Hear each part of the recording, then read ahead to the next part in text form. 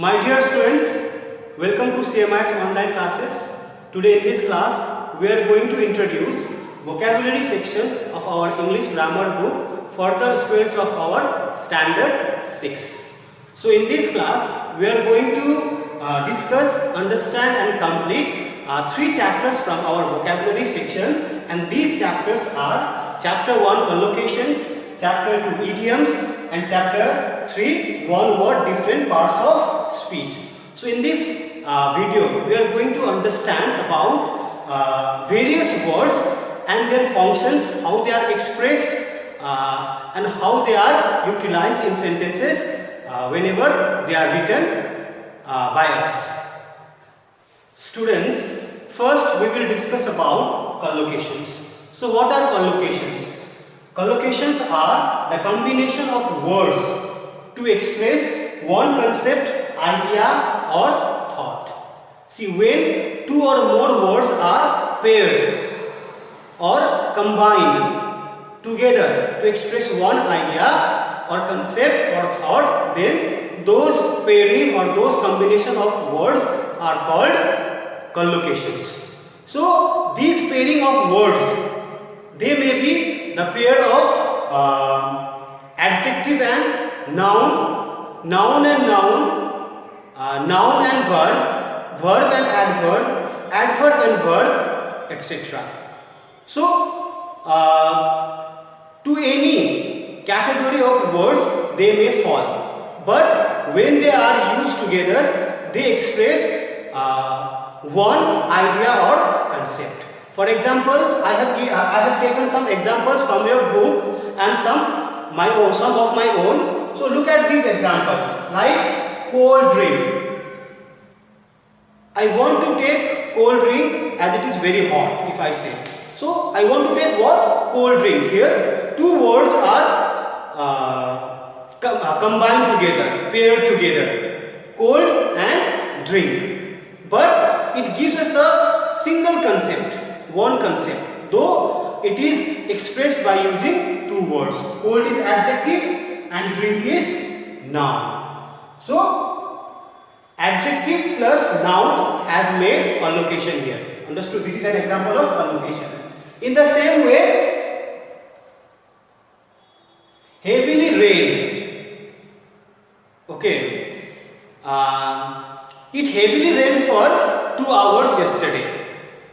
So here, heavily rained. So heavily rained expresses one idea of how the rain fell.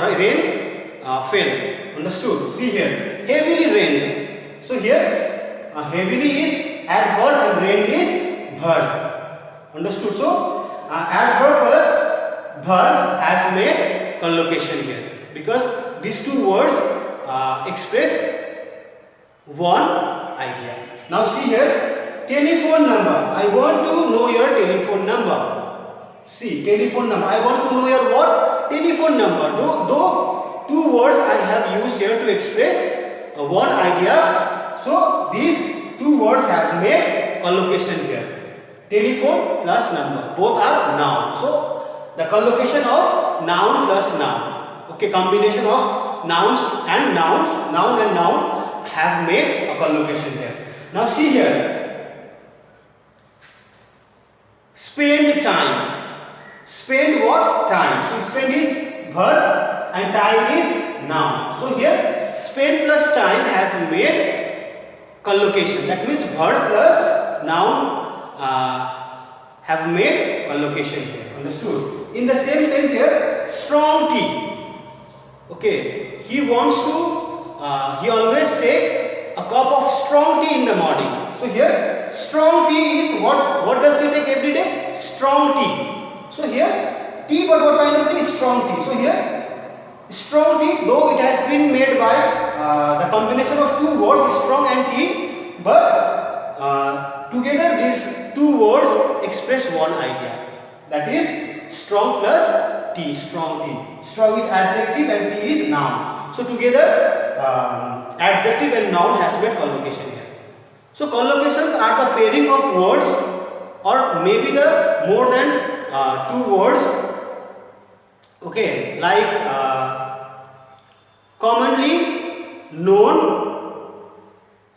enzymes. If I say commonly known enzymes, these three words combine together to make a collocation. So collocation may be a pair of words or more than two words, but they express one idea. So these are collocations. So these are the examples of collocations, and we have some more examples in our book. I hope you are able to match them and you have understood the concept of collocation. Students, now we will discuss about idioms. So what are idioms? So idioms are common expressions that we use in our daily conversation. Okay, but these expressions carry figurative meanings. It is written here that carry some other meaning. Some other meaning means figurative meanings which do not match with the actual meaning of the words used there. See, common expressions that carry some other meaning than their literal meaning to make the expression more impressive. Okay, so what kind of expressions are these? So these are the expressions which are not alike to their literal meanings.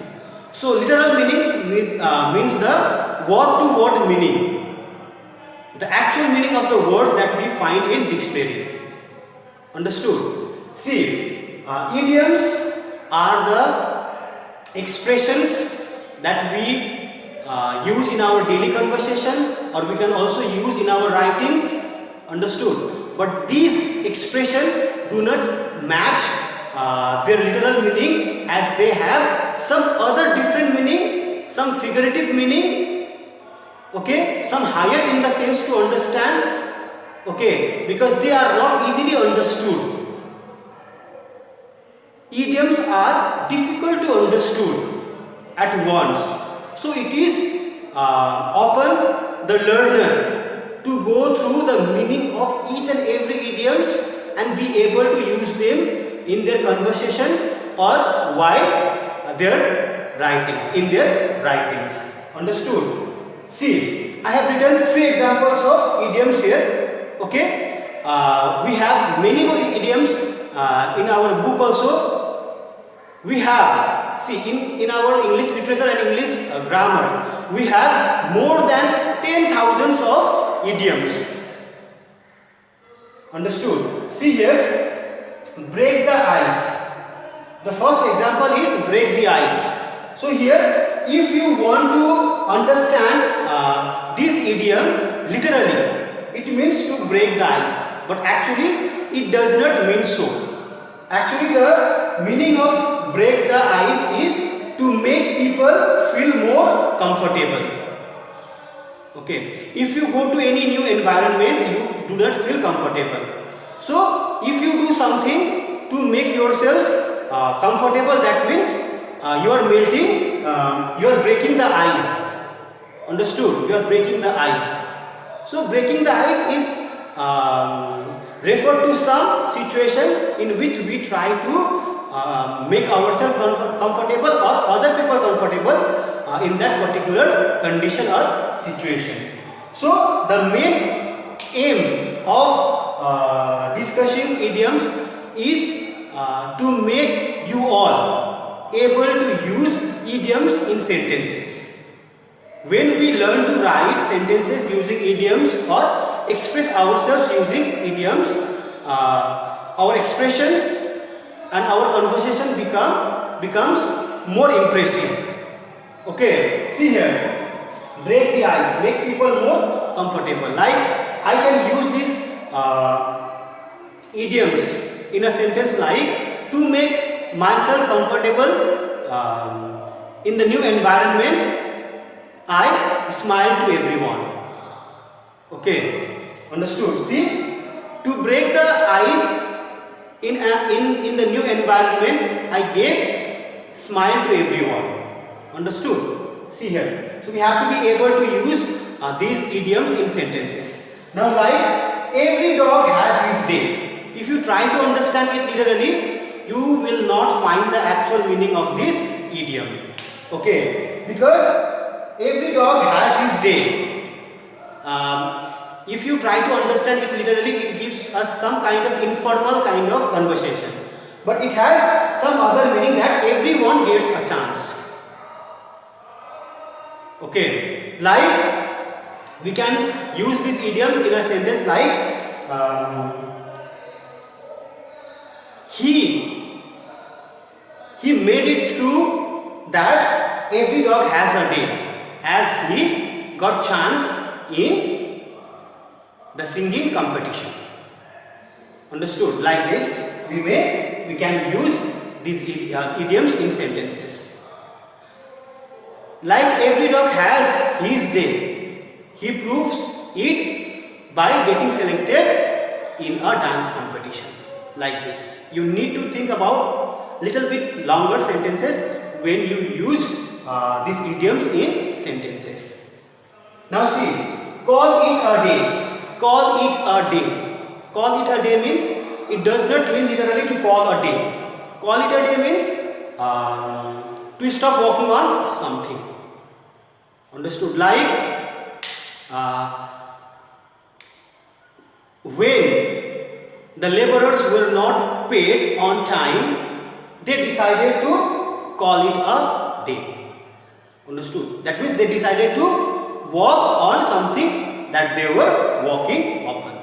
So these were the examples of idioms and how we can use these idioms in sentences. Mostly we have to learn how to use these idioms in sentences. Like another example, piece of cake. Piece of cake does not mean actually the piece of cake, but it means a very easy task. Okay, understood? Like to score good marks in mathematics is a piece of cake for me. That means I am good in mathematics, that's why it is very easier for me to get good marks in mathematics. Understood? This way we have many examples and meanings in our book. We have to match those idioms with their meanings, and we have to use them in our own sentences. So I hope you have understood idioms also. Students, now we will discuss about the third chapter, that is one word, different parts of speech. Here we have to learn how to identify word according to its category. See, whenever we write sentences, we use different words to make a complete expression so that it forms a complete sentence. So to make a complete sentence, we use different words. So these words are used according to their function. That means each word has its own function whenever they are used in sentences. They are used for their own purposes. So according to the functions of words we used, they are classified. Okay, so this classification is called the parts of speech. So these parts of speech provide particular function to each word they are used in sentences. Like we have 8 parts of speech: noun, pronoun, verb, adjective, adverb, preposition, conjunction and interjection. So these are 8 parts of speech. So these 8 parts of speech are categorized according to the words used in sentences based on their function. So to speak about each parts of speech, we have noun as the naming word, name of persons, place, animals or things, or the names of any feeling or abstract object. Understood? Now pronouns are those words that are used in place of nouns, because they avoid the repetition of nouns, to avoid this repetition of nouns in sentences, to make the sentences sound good. And now come to verb. Verbs are the action words. If the words we are using gives us the sense of action, that it means the action to be performed, then it is a verb. Understood?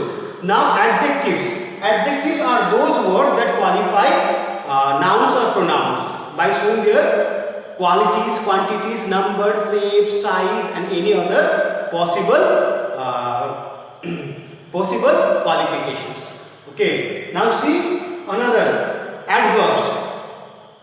Adverbs are the words that qualify verbs, mostly verbs, adjectives, and another adverbs.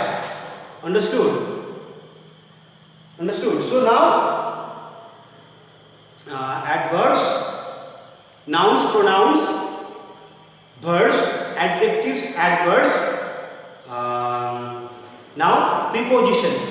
Prepositions are those words that show the relation of the subject with object and rest of the words in sentences. Mostly they show the place of subject, place and position of subject in sentences. Understood? Now come to conjunctions. Conjunctions are those words that join two or more words or two or more sentences to make them one. Understood? Such examples are and, or, because, but, so, okay, though, until, since, as. There are so many examples of conjunctions. Now come to prepositions. Prepositions are the single words that solely expresses the feeling of joy, sorrow, okay, anger, despair, or any kind of feeling. That single word itself expresses a kind of feeling, and these interjections are always followed by exclamation mark. A single word followed by exclamation mark. Okay. Here we have some examples. Okay, I give you some examples. Here we have to identify the circled words to which category of words they belong. Understood? Now we will try to understand the function of these words, how they are used. So based on that we will categorize them. Okay, now see here. Number 1, Jerry is a naughty boy. He makes fun of everyone. So here I have circled Jerry, naughty, and he. So now what are these three words? Okay, according to the parts of speech we have to see it. Jerry is a naughty boy. Who is a naughty boy? Jerry. So Jerry is the subject of the sentence, and always the subject of the sentence is either a noun or pronoun. So here Jerry is the name of person, so it is a noun. So if we have to identify Jerry, what is Jerry? Jerry is a noun. Now Jerry is a boy. Jerry is what? Boy. Boy is also a noun, common noun. Okay. So what kind of boy? Naughty boy. So here naughty is the word that tells us, that gives us some information about the noun boy. So it is an adjective. So if you have to identify what is this naughty, naughty is adjective. He makes fun of everyone. So here I have circled he. We have to identify he also. So he is used for noun, J. So he is pronoun. Understood? Now come to another example. Ritu is absent today as she is sick. Ritu is absent today. She is sick. So here as is the word which is used to join these two sentences. So this is a conjunction. Okay. Now come to another example. Alas, the dog is dead. See here I have circled alas. Alas is one single word in the sentence from which we come to know that something unhappy incident has happened. Okay, so alas, so entire feeling, alas. So it has followed by exclamation mark. So this is an interjection, like hooray, like ouch, like eek. So these are the examples of interjections. Single word that express a kind of inner expression. Understood? So here the last is interjection. Now see another question, another example. I eat an apple every day. I eat an apple every day. So here I have circled E, eat. So here eat gives us the sense of action, action of eating. So here it is verb, it is a verb, understood? So now I have circled every day also. I eat an apple, but when? Every day. So every day is the word that qualifies the verb eat here. So every day is adverb. Understood? Now see another one. She entered into the class without permission. See now. She entered. I have circled entered here. Entered means the act of entering. Okay, that means it gives the sense of action. So entered is verb. Understood? Entered where? Into. Into gives us a sense of place. Where of classroom? Into the classroom. The process of entering the classroom, into the classroom. So into is preposition. Okay. So this way we have to understand the kind of words to which category does each kind of word belong according to their function. Okay. So in this chapter, one word, different parts of speech, we have to identify one word to which category does it belong according to their function. Understood? So I hope you have understood all the 3 chapters I have explained, and you are able to do the exercises from your book also. So we will complete the exercises in the book also. Okay, students?